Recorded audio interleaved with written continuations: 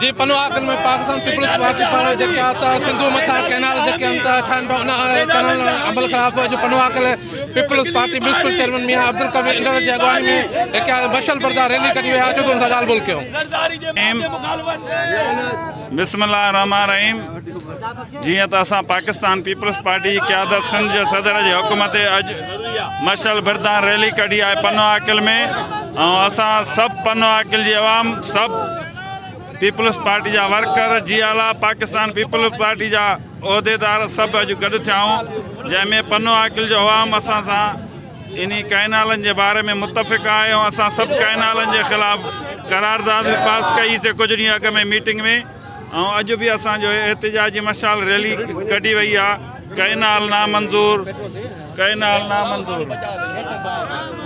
अॼु Pakistan peoples party तरफ़ां सूबाई क़यादत जे हुकुम ते कैनालनि जे ख़िलाफ़ जेका इहा एहतिजाजी रैली मशल बरदार रैली निकिती आहे, इन मां इहो साबित आहे त सिंध जो अवाम नथो चाहे त असांखे कैनाल खपनि।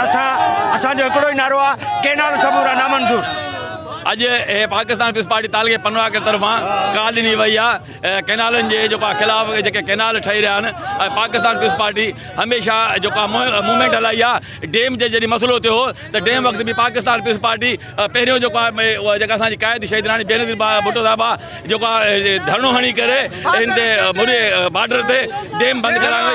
इंशाअल्लाह ताला वरी बि पाकिस्तान पीपल्स पार्टी बंदि कराईंदी। अॼु रैली असांजी कैनालनि जे ख़िलाफ़ आहे। मरते दम ते असां कैनाल जी मुखालिफ़ कंदा रहंदासीं। ज़रूरत पई त इंशाअल्लाह असां पंजाब बॉर्डर बि बंदि करे कमु शहीद वटि इहे कैनाल नामंज़ूर कराईंदासीं। जीअं त पाकिस्तान पीपल्स पार्टी जी आलिया क़यादत ते असां पनुआकल मशल बरदार ते रैली कढी आहे। असां उन संगत खे ॿुधाइण चाहियूं था जेके असांजी क़यादत जे ख़िलाफ़ ॻाल्हाइनि था उहे क़यादत जे ख़िलाफ़ ॻाल्हाइनि।